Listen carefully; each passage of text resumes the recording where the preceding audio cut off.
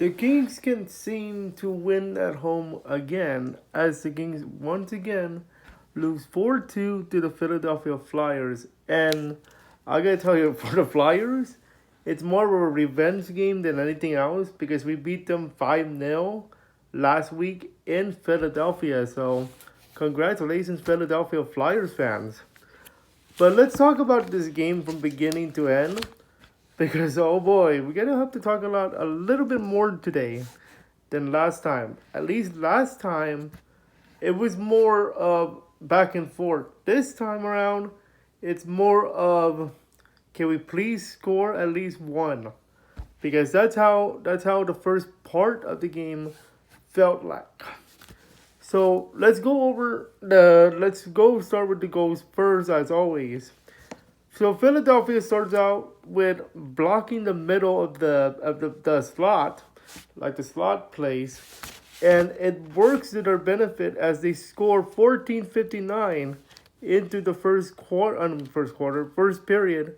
Tippett with his fifth of the season and that was a breakaway goal by the way, because the way that the defense for the Kings was played, the flyer guy was here, the other flyer guy was here, the king guy was here. The puck goes this way, and the flyer guy goes straight at the puck, puts it into the back of the net, and they score lead 1-0 in the first period. Okay, so that was the only goal in the first, 1-0. And you're still there. You're still in there. The assist to Sean Walker, former LA King, his third assist of the season, and that makes it 1-0. In the second period, however, it gets a little bit more interesting. The first goal of the second, though, is where it gets a little nasty. It is the Frost game, as I would like to call it, because Matt Frost, in the 6:26 mark of the second period, does a little takeaway, takes it away from the Kings players, and he scores, puts it in the back of the net. It is 2-0 Flyers. The assist to Tippett, and that's his fifth, and Sean Walker, that's his fourth. But later on in the second, two goals will be scored back to back, but this time it will be for both teams.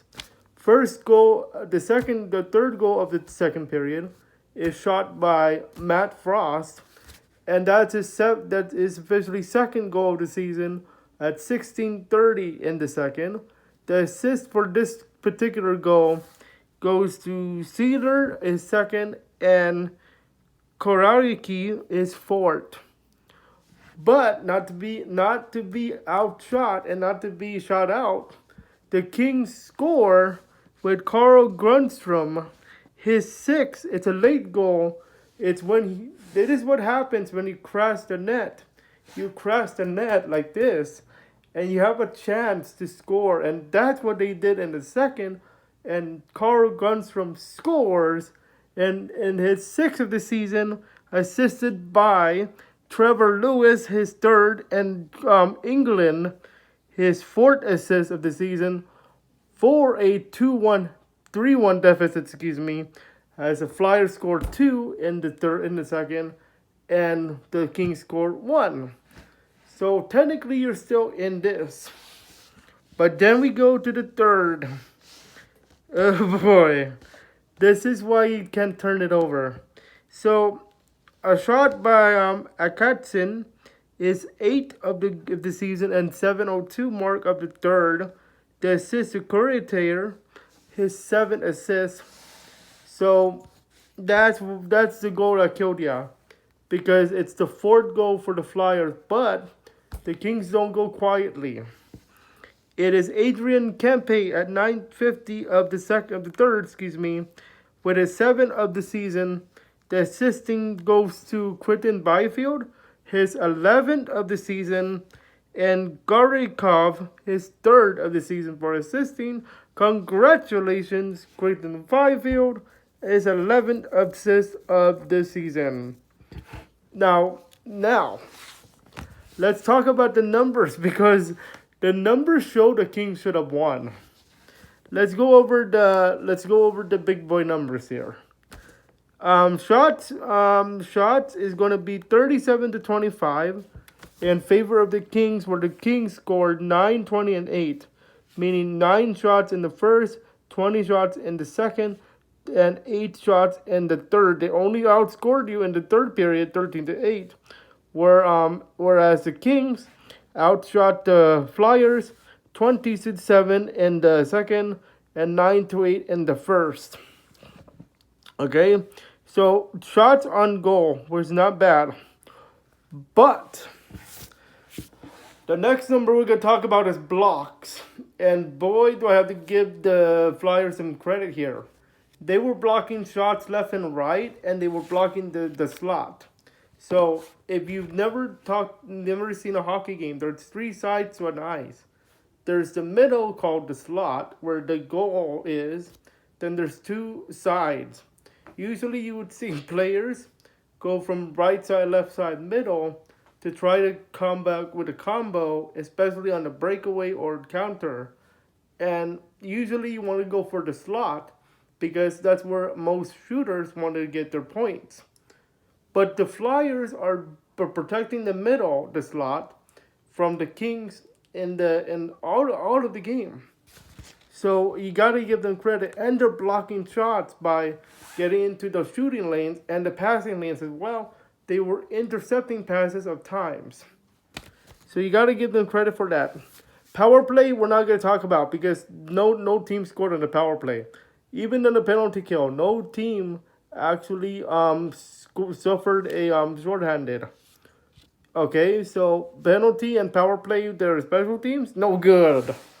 No good in terms of the penalty or power play because no power play goals were scored. Penalty minutes, 8-4 in favor of the Philadelphia Flyers, and the one penalty at the end, that was a big one. It was a 4-minute double minor, and when it's a double minor, it's usually counts as one penalty, but it's a 4-minute penalty, therefore it counts as like 2 power plays in one, because when you score on the double minor, they're going to cut down 2 minutes from that, and then they're going to cut down another 2 if you score again. So it's kind of like a double, 2 penalties in one stone here. But they put it on the scoreboard as one penalty.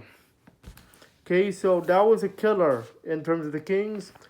Now, obviously, the Flyers did not score on that power play. So nobody scored on the power play. But had they scored on the power play, like that would have been GG's right after the rip. So penalty minutes goes to the Kings. Takeaways 4-3 in favor of the Philadelphia Flyers, and the takeaways were a problem for the Kings in terms of like getting it taken away, because I felt like the way that they played, they couldn't manage the puck. And even the commentators, Jim Fox and what's his name? Keep forgetting the other guy's name. But both of them said the Kings were mismanaging the puck, and they're right. They couldn't clear the zone sometimes, and they couldn't keep it away to save their lives. And at least 2 of the takeaways that I saw led to 2 goals for the Flyers. You got to give them credit for taking the puck away. Giveaways were 6-6. Okay, but those are tip-tap giveaways. Okay, so that's for that one. Let's go over some other notes that I took over the game. Oh boy, you guys ready for this? So one of the moves that Todd McCarron did today was move Kevin Fialia up a line, and the commentators were actually talking about how Kevin Fialia was trying to work hard toward like getting better on his game, and that makes sense. You want to make sure that you are tip-top shape. He kind of reminds me of Kobe Bryant in a way, because the way that the commentators are describing him are like, hey, he's trying to work hard toward making the team better. But is he working too hard to make it the better? Because the way that Kevin Fiala played today, it's kind of like off. It's kind of off. He wasn't sharp. Like the last game the Kings lost, but at least it went to overtime there. And Kevin Fiala, let me see if I remember them correct. Yeah, Kevin Fiala actually scored last game. Today he didn't even get a point.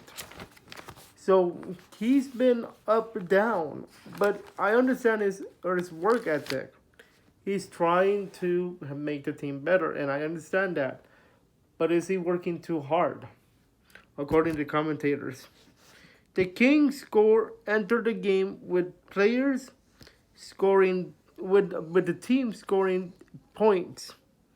That ended tonight because they lost tonight. They lost in regulation, so no points. Had they made it to overtime, that could have been 9 straight with points. So no points today. Sloppy play to end the first. So there was a time where the Kings started to give away the puck in the end of the first, and it showed. Some of them didn't go lead to anything, but it was a point of emphasis. In the second, now, to start the power play for the Kings, they did try to do some second and third chances. No power play goals were scored once again, but that was a sign of things to come. And in the second period, the Philadelphia Flyers had more offensive time. You can tell because they were just like zooming in on the offensive zone or the King zone of the ice, and they started shooting. Even though the shot numbers were like 37-26 in favor of the Kings, the way that the Flyers were playing in the second period, it felt like they were trying to take control, and they did. Especially in the second. And especially in the second, the Flyers scored 2. Los Angeles Kings, good things, but not good result. Meaning, like, the numbers show the Kings are doing better than what the numbers are suggesting. That the Kings should be scoring more goals than the Flyers because they have more shots. But look at the shots they are getting. They're not the grade A shots as like Jim Fox would be saying right now. They're not getting the grade A shots. They're getting grade B, C, D. And that's not good, especially if they're blocking the middle. So the middle, the slot, is the key position of the ice. Kevin Fiala, not good. Oh, another bad game. It was a very bad. It was not a good game for Kevin Fiala. I will tell you now, and the commentators agree. Based on what I saw there, no, it was a terrible game. Okay, but there's more games to come, so don't worry about that. Kevin Fiala is gonna get it at some point. Don't worry, y'all. It's gonna happen.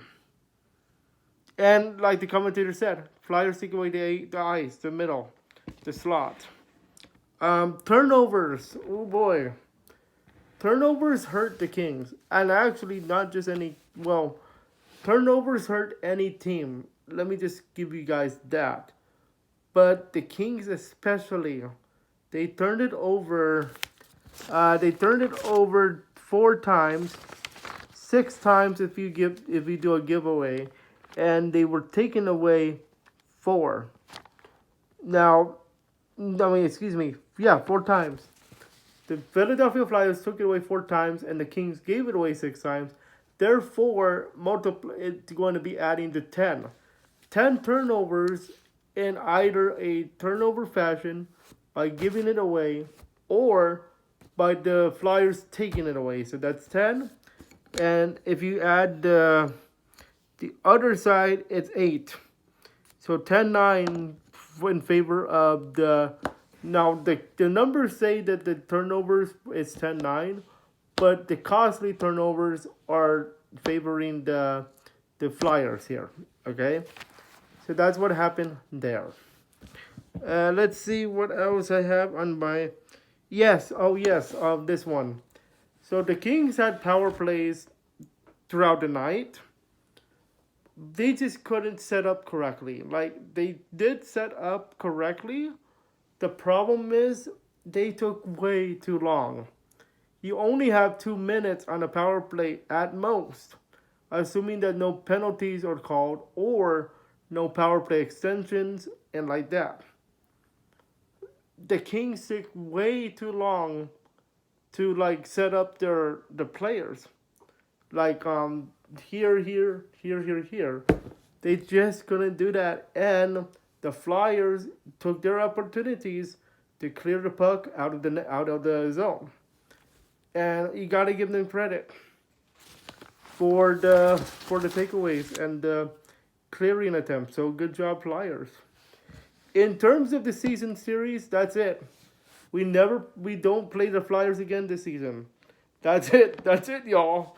It's 1-1. Now, if the Flyers and the Kings do tie in the standings, in terms of, I believe, the wild card, because both of them tie, it will be based on points. And right now, if we count the points, I believe it is 14, 15, no, excuse me, yeah, 15 points for the Flyers. And right now, it is 16, 17, 18, 19 points for the Kings. Because it's going to be 8-3-3. Remember, they have 3 overtime losses, so that's 1 point each. And they have 8 wins. Okay, so 16 plus 3 is 19. Now, let's talk about our next game. Because it's going to be a weird schedule. The next game is not until Thursday. And wow, you're like, oh, that's great. They have a chance to take a break. Here's the deal. The Florida Panthers, our next opponent, according to the schedule on ESPN, they actually have to play 2 more games before they get to Los Angeles. So will that be a factor into the game on Thursday? Keep in mind that game is against the Florida Panthers, November 16, 2023 on Bally Sports West at a special time at 7. That's a 7 p.m. start on puck drop. Keep in mind that the next game after that, the Blues, will come to town 11/18. That will be a KCAL 9 game. Channel 9 on in LA. That's a 7:30 p.m. puck drop. And the Philadelphia Flyers go on the road again in Carolina Hurricanes, while the Kings wait for their next opponent, which is the Florida Panthers. But the Kings don't play until Thursday, and Florida has yet to play 2 more games before they get to LA. So here's the deal with the next breakdown, and there is a little bit of a catch. If you guys have been checking out my main channel, which is this one, the Yuukis Productions, if you guys know that my PC is not working, and I'm still working on getting a new PC, AMD Ryzen 7. Now, why does this matter in terms of our breakdowns? Because once we get back into the content I'm doing, I have to put this on a different channel. The breakdowns of the LA Kings. Because I'm going to have to return to normal content on the main channel eventually. Like the VR chat, the video games, and our new stuff that's coming up like Mario Maker.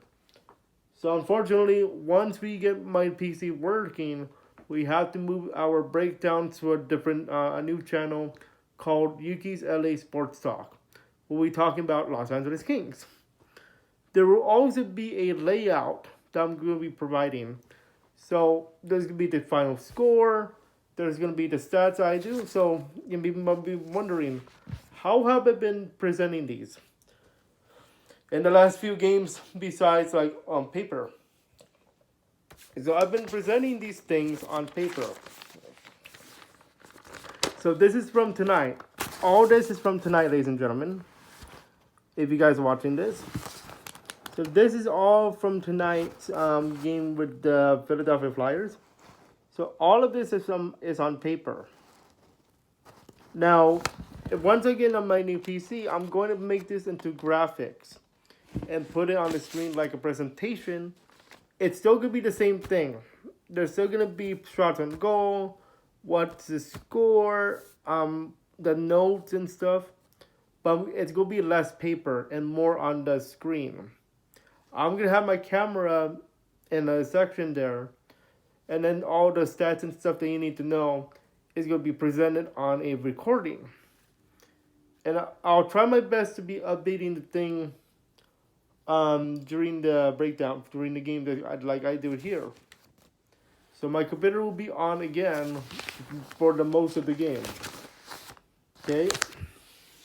So that's how I'm going to do it on that new channel, Yuukis LA Sports Talk.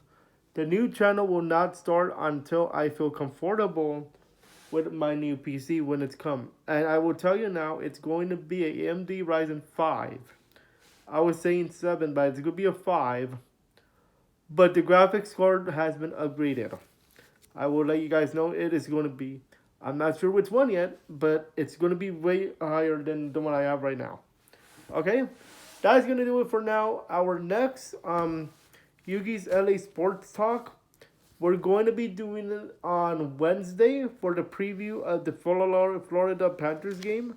And then we're going to be doing it on Thursday to break down the game itself. That's going to do it for today. If you guys enjoyed the game, but not the result for your Los Angeles Kings. And if you are a a Philadelphia Flyers fan, smack that like button for your team or teams. And hit that like and hit the subscribe button, especially when I launch the Yuukis LA Sports Talk channel. And if you guys like these breakdowns, let me know, because I plan to do more of these even when we're doing regular content on this channel.